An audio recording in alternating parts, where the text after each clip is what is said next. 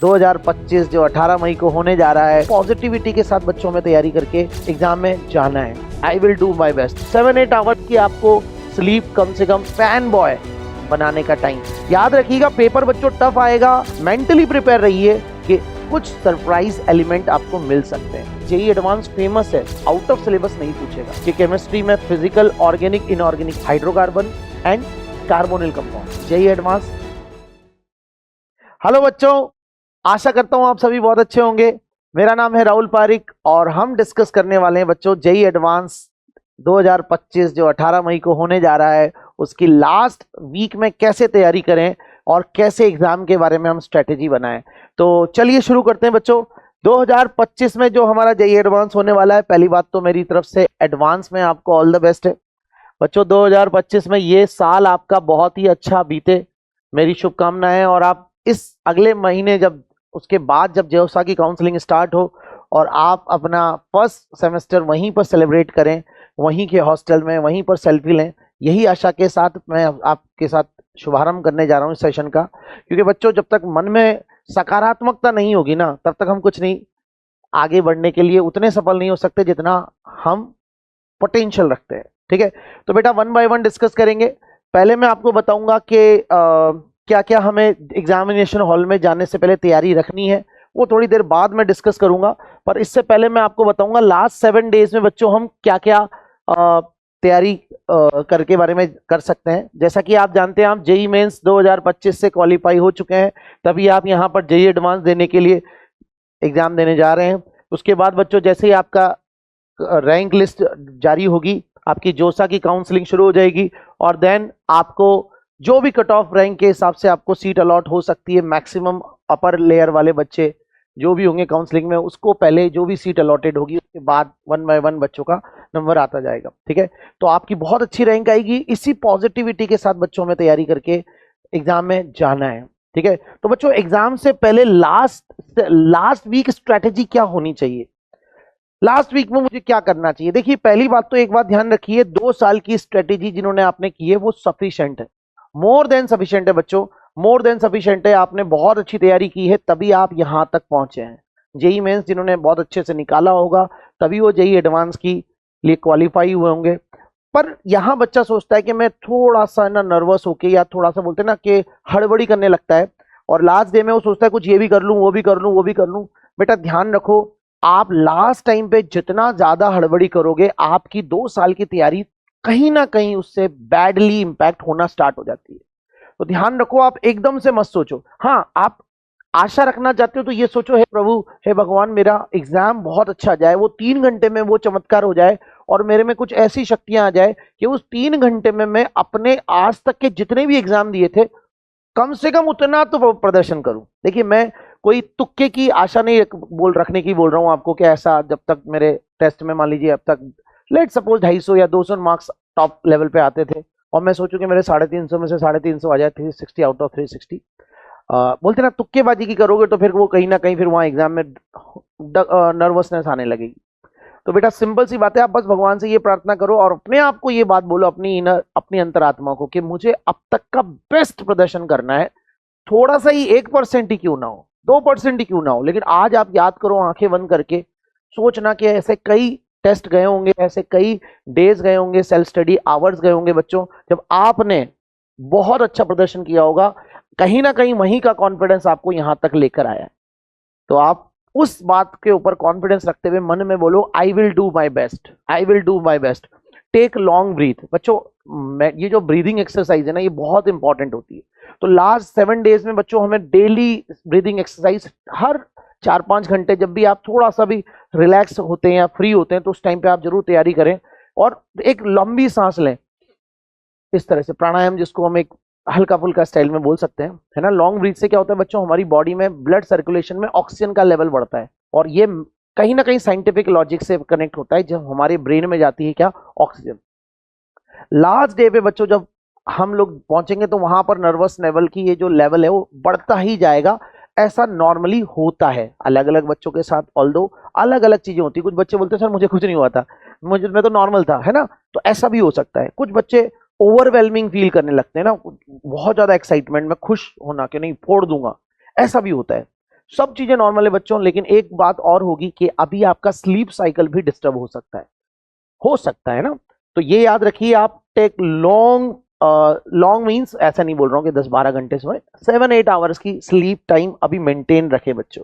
तो ये आप याद रखिए, अगर आप 7-8 आवर्स के आसपास अगर सोते हैं, है ना, हालांकि 8 तो ज्यादा हो जाते हैं, बट नॉर्मली क्या नींद आएगी नहीं, तो इसलिए मैं 8 घंटे का बोलूंगा आपको, क्योंकि देखिए रिलैक्स रहोगे ना तो एग्जाम की, फाइनल एग्जाम में ठंडे होके जाओगे। जैसे बोलते हैं ना कि स्ट्रेटेजी नेट प्रैक्टिस पे बहुत ज्यादा एग्जाम, मतलब मैच से 1-2 दिन पहले बहुत ज्यादा नहीं करनी चाहिए, बहुत ज्यादा करोगे तो थका लोगे अपने आप को।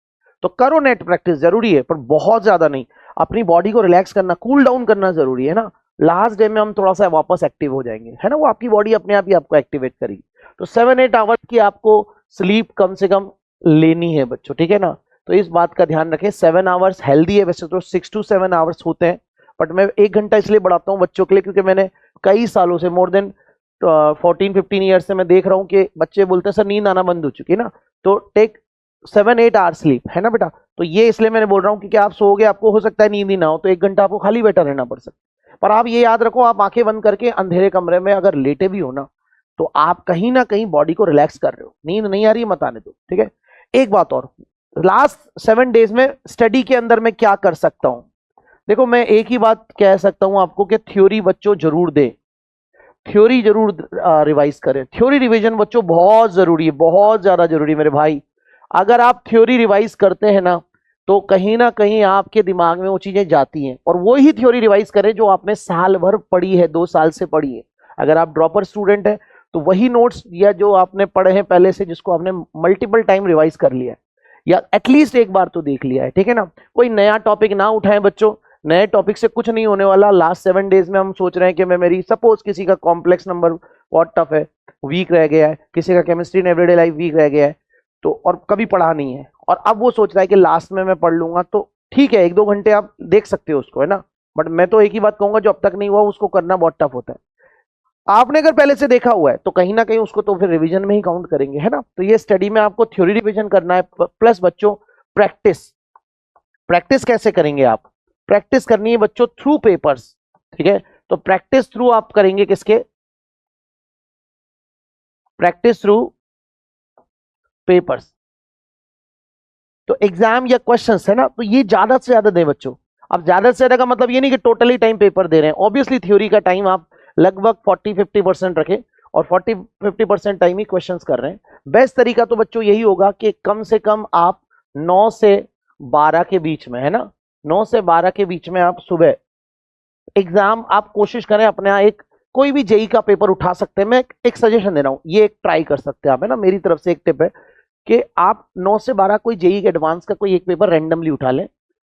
उसी तरह से 2:30 से 5:30 बच्चों, 2:30 से 5:30 आपको दूसरा पेपर करना है। इस टाइम पे सोना नहीं है बच्चों, ध्यान रखना है ना, इस टाइम पे सोना मत, क्योंकि एग्जाम टाइम आने वाला है। अब एग्जाम टाइम में हम इस टाइम पे बिल्कुल नहीं सो सकते, है ना। तो इस टाइम पे आप कोशिश करें आप पेपर दें। इससे क्या होगा, जब आप मेन एग्जाम में पेपर देने जाओगे ना, तो कहीं ना कहीं आपको बच्चों रिलैक्सेशन फील होगा, क्योंकि आपकी आदत पड़ चुकी होगी इस टाइम पे पेपर देने की, है ना। और डेली नहीं तो एक दिन छोड़ के एक दिन तो देना ही है।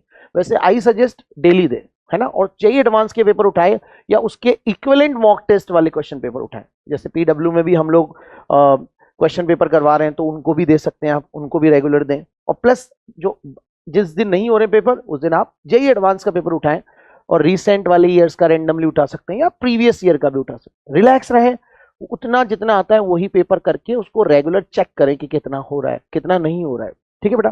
तो ये चीजों के थ्रू आप तैयारी कर सकते हैं। और क्या करना है सर, इसके अलावा याद रखिए आपका खान पान, ये बहुत इंपॉर्टेंट है बेटा, बहुत ज्यादा इंपॉर्टेंट है, ठीक है।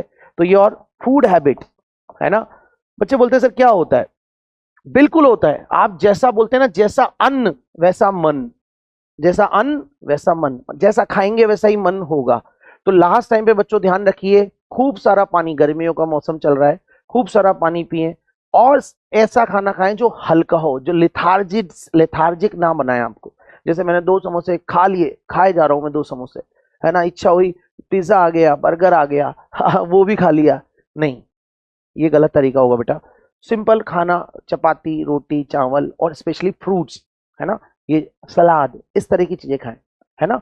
भूख जितनी है उससे थोड़ा कम खाएं, याद रखिए भूख जितनी है उससे थोड़ा कम खाएं, कोशिश करें आपका नाश्ता 9 बजे से पहले हो जाए और 12 बजे के 12:30 के आसपास आप लंच कर लें, क्योंकि देखिए एग्जाम में आप एंटर करेंगे 12:30 1 बजे तक 1:30 बजे तक, क्योंकि आपको एग्जाम में एंटर भी तो करना होगा ना, तो इस टाइम पे आप खाने की हैबिट बनाएं बच्चों, वही हमारी एक बायोलॉजिकल क्लॉक सेट हो जाएगी आपकी, ठीक है बेटा। तो इस चीज का भी ध्यान रखें। तो फूड हैबिट आपको आप नजर रखें, पानी खूब पिए, लेकिन ऐसा खाना खाएं बच्चों जो आपको आपको तरोताजा रखे, आपके ब्रेन के अंदर एनर्जी बहुत सारी अच्छी रखे, ठीक है। कपड़े एग्जाम में के दौरान बच्चों कपड़े कैसे पहनने, हल्के कपड़े पहनो, है ना, ढीले ढाली शर्ट है, टी शर्ट है।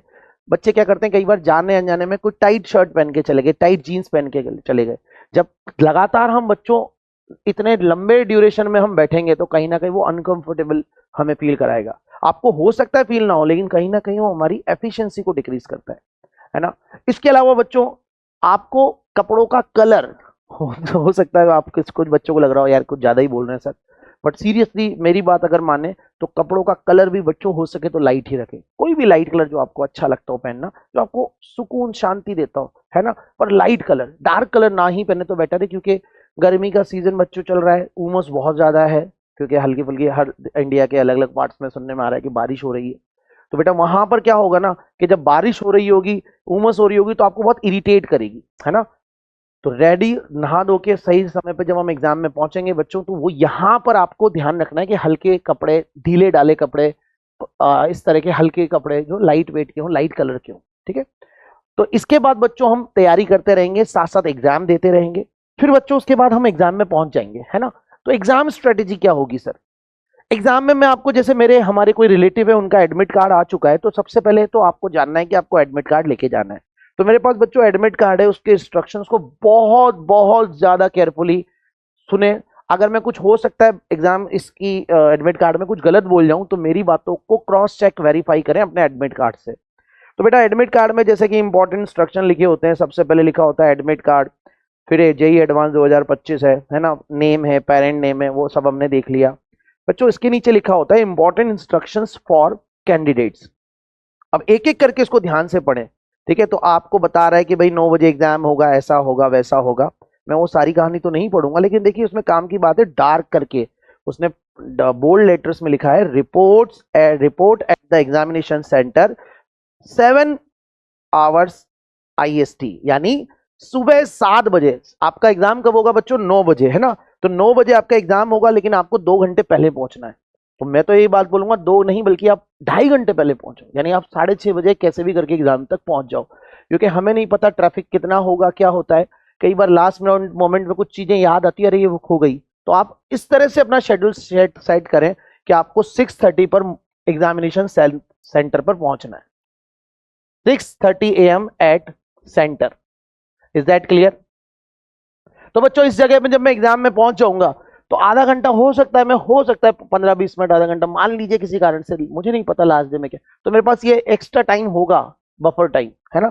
फिर बच्चों इसके अलावा एग्जाम वो हॉल में जाने के बाद, मतलब सेंटर में जाने के बाद आपको कई चीजें बोल रहा है कि क्या क्या लेनी है ना, तो इसका एक बार अच्छे से देख लीजिएगा।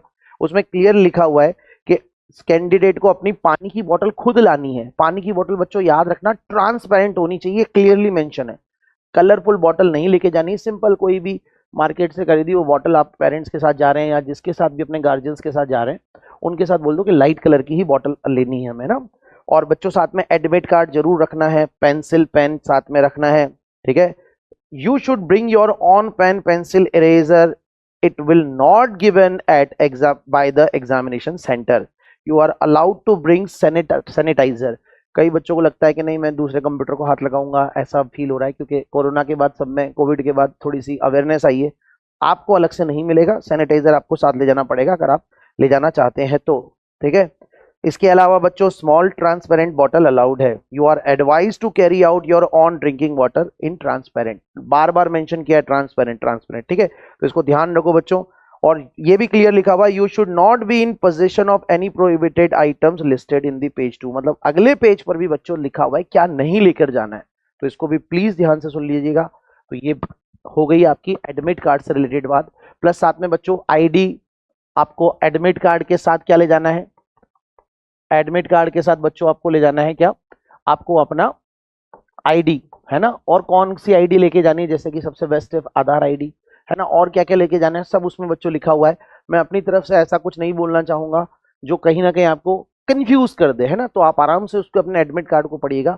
एग्जामिनेशन हॉल है ना बच्चों, मुझे आज भी याद है वो चक दे इंडिया का एक डायलॉग है कि 70 मिनट, 70 मिनट है तुम्हारे पास। वैसे ही मैं आपको कहूंगा बेटा 3 घंटे का पेपर है तो 180 मिनट प्लस दूसरे पेपर में भी 180 मिनट, इतने ही मिनट है तुम्हारे पास। जाओ कुछ ऐसा करके दिखा दो कि तुम अपने आप प्राउडली बोल सको कि मैंने अपनी लाइफ का बेस्ट दिया है। एंड बच्चों यही इंपॉर्टेंट है, हमें किसी और से कंपेयर नहीं करना है। जब आप किसी और से कंपेयर करोगे तो कहीं ना कहीं ओवर कॉन्फिडेंस आएगा या अंडर कॉन्फिडेंस आएगा। आगे रह गए तो उससे ओवर कॉन्फिडेंस में आ जाओगे, कम रह गए तो आपको कहीं ना कहीं डिमोरलाइज थोड़ा थोड़ा फील होता है। तो मैं हमेशा कहता हूं कि मैं बच्चों को यही सिखाता हूं क्लास में पढ़ते वक्त, अपना बेस्ट दो यार, अपना बेस्ट दो, अपने आप अपने यहाँ हीरो बन जाओगे। और यस यही वो टाइम है जो आपको आपका बोलते हैं ना कि फैन बॉय बनाने का टाइम आ गया है खुद का, है ना, कि मैं मेरा खुद का फैन हूं, साडा फैन सी, यस और नॉट। तो बच्चों याद रखना ये टाइम में आपको ऐसा एग्जामिनेशन में ऐसा आपको स्ट्रेटेजी बनानी है कि कोई भी स्ट्रेटेजी आ जाए मैं परेशान नहीं होऊंगा। बच्चों एग्जाम में पेपर याद रखिएगा कैसा भी आ सकता है, क्वेश्चन पेपर में इजी भी आएगा, टफ भी आ सकता है, मॉडरेट भी आ सकता है, प्रिडिक्टेबल भी आ सकता है, जो रिसेंट 3-4 ईयर्स में आ रहे हैं। ठीक है, कुछ पेपर में क्वेश्चन बच्चों इजी आएंगे, है ना, तो हर क्वेश्चन को ऐसा शक की निगाहों से नहीं देखना है। ऐसा नहीं होना चाहिए कि ये क्वेश्चन में इजी आंसर आ रहा है, अरे ऐसा कैसे हो सकता है। आपको भी पता है ना कई बार ऐसा होता है ना, मुझे कई बच्चे बताते हैं सर मुझे लगा आपने क्वेश्चन डाला था तो इतना इजी तो आप नहीं पूछ सकते, तो मैं बार बार उसको चेक कर रहा था, टाइम वेस्ट हो गया, बाद में मैंने सिली मिस्टेक कर दी। हर क्वेश्चन में बच्चों ध्यान रखना, जबरदस्ती का दिमाग नहीं लगाना है, अपने कॉन्सेप्ट अपने लॉजिक पे भरोसा रखो यार। आपको लग रहा है ये बेसिक है, हाँ उसको वेरीफाई करो 1 या 2 बार और फाइनल चेक करते समय, लेकिन बार बार डरो मत, फियरलेस बनो। आप आंसर है होगा जो देखा जाएगा, I am confident about the concept applying in this question. तो बिल्कुल टेंशन नहीं लेनी बच्चों आपको, आपने अच्छे से तैयारी की है तो आपका क्वेश्चन सही जा रहा है। लेकिन कुछ क्वेश्चंस ऐसे होंगे जो कंफ्यूजिंग होंगे, उसकी सेंटेंस समझ में नहीं आएंगे, कैलकुलेशंस को एक बार एक्स्ट्रा चेक करो, वेरीफाई करो, है ना। बड़े क्वेश्चन बच्चों बोलते ना स्पेशल स्ट्रेटेजी फॉर योर, बोलते ना कि लेंदी, जेई एडवांस फेमस है बच्चों, बोलते ना बड़े बड़े क्वेश्चंस के लिए, बड़े बड़े कॉन्सेप्ट डीप में ले जाके आपसे बात करता है। तो बेटा हमेशा याद रखो आपको क्या ध्यान रखना है इस तरह के क्वेश्चंस के लिए। अभी 7 दिनों में जब पेपर करो तो विशेष ध्यान रखो, टाइम देखो उस घड़ी में कि मैं इस ऐसे क्वेश्चन को कितने मिनट में सॉल्व कर रहा हूँ। ऑब्वियसली एग्जाम में उससे थोड़ा ज्यादा ही एक्सपेक्ट करना कि ज्यादा ही टाइम लगेगा आपको, है ना, क्योंकि नया क्वेश्चन होगा, हमें नहीं पता ना वो क्वेश्चन क्या आने वाला है, हम प्रिडिक्ट तो कर नहीं रहे। तो वहां तो यहाँ तो हम एक बार पहले कर चुके हैं भी भाई कि उसको हम दोबारा कर रहे हैं, तो उसमें ऑब्वियसली नए क्वेश्चन में टाइम ज्यादा लगेगा। तो बेटा याद रखो ऐसे क्वेश्चंस में, वो क्वेश्चन जब बड़ा क्वेश्चन आए तो मेरा मानना है हर बच्चे की अपनी अपनी स्ट्रेटेजी होती है और वो उस पर फॉर्म रहना चाहिए। पर अगर आपको ये काम की सजेशन लगे तो मेरा मानना है कि उसको एक बार तेजी से पढ़ें और पहले अपना एक आइडिया लगाना सीख जाए। ये 7 डेज के दौरान ही आपको प्रैक्टिस वापस करनी है, नजर रखनी है कि इसको तेजी से पढ़ें, किस क्वेश्चन में हाथ डालना है किस में नहीं डालना है।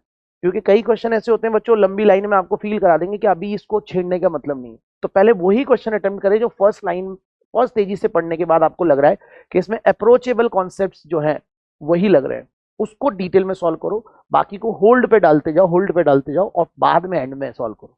याद रखिएगा पेपर बच्चों टफ आएगा, बहुत कम जाएगी कट ऑफ, पेपर इजी आएगा कट ऑफ ज्यादा जाएगी।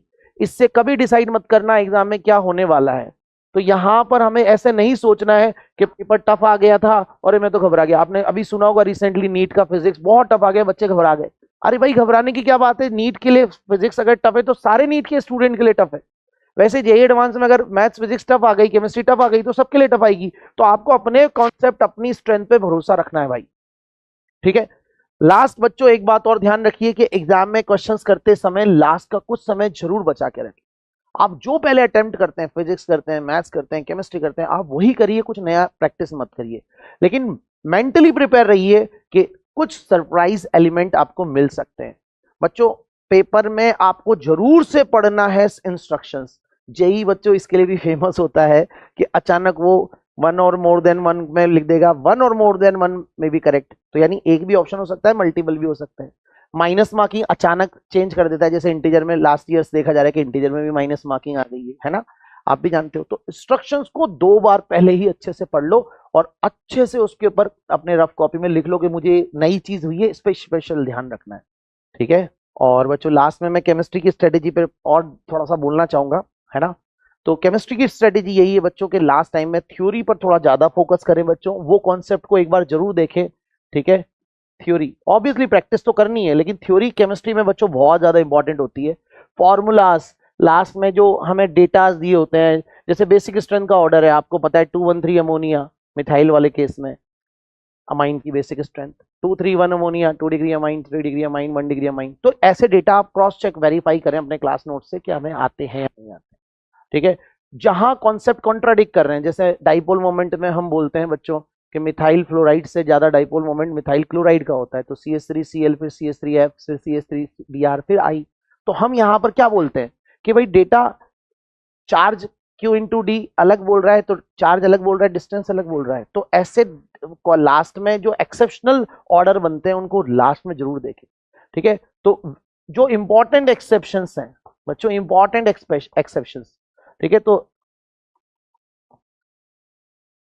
ठीक है, इंपॉर्टेंट एक्सेप्शंस को बच्चों बहुत ध्यान से देखें, उनके बारे में नजर रखें, ठीक है। तो उसको अच्छे से चेक कर लें। लास्ट में बच्चों प्रैक्टिस बड़े क्वेश्चंस की थोड़ी ज्यादा अच्छे से करें। अच्छे क्वेश्चन जो लेंदी क्वेश्चंस है ना, उनको जो भी क्लास नोट्स में आपको करवाए गए हैं, जो भी आपको PYQs में मिल रहे हैं, तो लेंदी क्वेश्चंस पे बच्चों विशेष नजर रखें, है ना, क्योंकि ये क्वेश्चंस क्या करते हैं ना, आपका टेम्परामेंट, आपका कॉन्फिडेंस चेक करते हैं। तो लास्ट डे में बच्चों मैं एक भी क्वेश्चन करूंगा लेकिन अच्छी क्वालिटी का कर रहा हूँ, और वो कहाँ से कर मिल रहा है, मुझे कोई नया नहीं ढूंढना है, या तो जो मैं एग्जाम दे रहा हूँ PW का उसमें आ रहा है, PYQs में आ रहा है, या बच्चों मान लीजिए आपको आपके क्लास नोट्स में पढ़ाया गया टीचर्स ने, तो उस पर ध्यान रखना है, ठीक है। तीसरी बात बच्चों याद रखना, JEE एडवांस फेमस है कि वो आउट ऑफ सिलेबस नहीं पूछेगा। याद रखो आपने जो पढ़ा है ना बच्चों, 90% से ज्यादा चांसेस है, मोर देन 90%, एंड बिलीव में 95 या 99 भी बोल सकता हूँ, ये डिपेंड करेगा पेपर के ऊपर, पर मिनिमम 90% से ज्यादा चांसेस है बच्चों कि आपका पेपर आपके सिलेबस के अंदर से ही आएगा। और 90% का मतलब आपको ही पता है, 360 में 90% यानी 36 मार्क्स कम कर लो आप, जो कि आपको ही पता है टॉप 10 से की रैंक है ना मिनिमम। तो आप समझ लो कि आप वहां नहीं फंसोगे। तो लास्ट एग्जाम के दौरान आपके लिए आपका टेम्परामेंट बनाए रखना और लास्ट टाइम में लेंदी क्वेश्चंस पर फोकस रखना बहुत जरूरी है मेरे भाई, तो इसको ध्यान से देखो, ठीक है। और बच्चों मैं एक ही बात कहूंगा कि केमिस्ट्री में फिजिकल, ऑर्गेनिक, इनऑर्गेनिक, इन तीनों की स्पेशल स्ट्रेटेजी बनती है। तो फिजिकल केमिस्ट्री में थर्मोडायनेमिक्स जैसे चैप्टर है, आयनिक इक्विलिब्रियम है, इलेक्ट्रोकेमिस्ट्री है, इनको अच्छे से देख के जाओ, है ना। Mole concept obviously basic chapter है, आता ही होगा तभी बच्चा थर्मोडिया 12th के चैप्टर जैसे कि chemical ionic equilibrium, chemical equilibrium करता है। इनऑर्गेनिक केमिस्ट्री में केमिकल बॉन्डिंग आपको पता है बहुत इंपॉर्टेंट है, ठीक है। इसके अलावा बच्चों कोऑर्डिनेशन कंपाउंड, है ना, मेटलर्जी, और आपका जितने भी जो आपके ग्रुप एनालिसिस है वो वाले क्वेश्चंस बच्चों अच्छे से देखो। थ्योरी को ही वही करो जो आपको आता है, कुछ नया मत करो। ऑर्गेनिक केमिस्ट्री में बच्चों GOC एसिड बेस की स्ट्रेंथ, वहां पे बहुत एक्सेप्शंस बनते हैं, उसको एक बार PK वैल्यूज के ऑर्डर के थ्रू देख कर जाए, ठीक है। इसके अलावा बच्चों hydrocarbon, halo alkane, carbonyl compound, ये 3 चैप्टर मैं ऐसे मानता हूं कि जो पूरी ऑर्गेनिक केमिस्ट्री की मैक्सिमम पार्ट कवर करते हैं। I repeat, halo alkane, hydrocarbon and carbonyl compound. But बच्चों क्या होता है, अमाइंस छोटा सा चैप्टर है लेकिन उसमें क्वेश्चंस बहुत बनते हैं, जैसे कि आपने बताया राइमर्टिमन देखी है या आइसोसाइनाइड टेस्ट देखी है ना। तो अमाइंस के अंदर जो कार्बिन नाइट्रीन के क्वेश्चंस आते हैं वहां पर अच्छे से एक बार आप देख के जा सकते हैं। और बच्चों केमिस्ट्री इन एवरीडे लाइफ, ये JEE मेंस के बाद आपने छोड़ा हुआ है मुझे कई बच्चों से पता लगा कि लास्ट तक भी वो आप भी शायद हंस रहे होंगे सुनकर, अगर आपने छोड़ा हुआ है तो अब लास्ट टाइम पे 1-2 घंटे डेली एक बार हल्का फुल्का उसको दो, और हो सकता है 2-3 दिन में आपका कुछ हद तक तैयार हो जाए और बेसिक लेवल का पार्ट तैयार हो, है ना। बायोमोलिक्यूल बच्चों, बायोमोलिक्यूल ऑब्वियस बातें बताने की जरूरत नहीं कितनी इंपॉर्टेंस रखता है।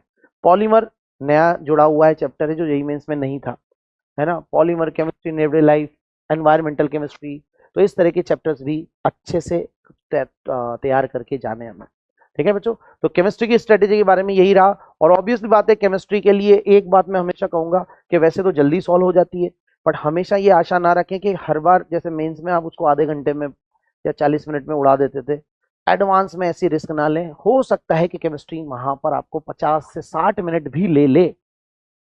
प्लीज मेरी बात को समझिए कि लास्ट टाइम पे ऐसा हो सकता है बेटा। तो आपको केमिस्ट्री के लिए ध्यान रखना है कि ये मेंस नहीं है, यहाँ बड़ लेंदी पेपर आता है। अब लास्ट ईयर का जेई एडवांस का पेपर उठा के देख लो, ऑर्गेनिक केमिस्ट्री देख लो। कई बार बच्चों पिछले सालों में देखो आप, पीसी बहुत लेंदी आ गई है, कभी पीसी आईओसी तीनों लेंदी आ गई है, आईओसी अकेली कई बार लेंदी आ गई है। तो आपको 50 मिनट मेरा मानना है मिनिमम केमिस्ट्री के लिए सिक्योर रखने ही चाहिए। तो इसलिए मैं केमिस्ट्री की स्ट्रेटेजी के लिए अलग से ये बात डिस्कस कर रहा हूँ, ठीक है। तो मेरा आपको एक ही आशा है कि मेरी ये बातें आपके लिए बहुत ही हेल्पफुल रहें। इसी आशा के साथ मैं आपको ऑल द बेस्ट बोल देना चाहूंगा। Thank you so much and wish you all the best. JEE advance फोड़ के आइए।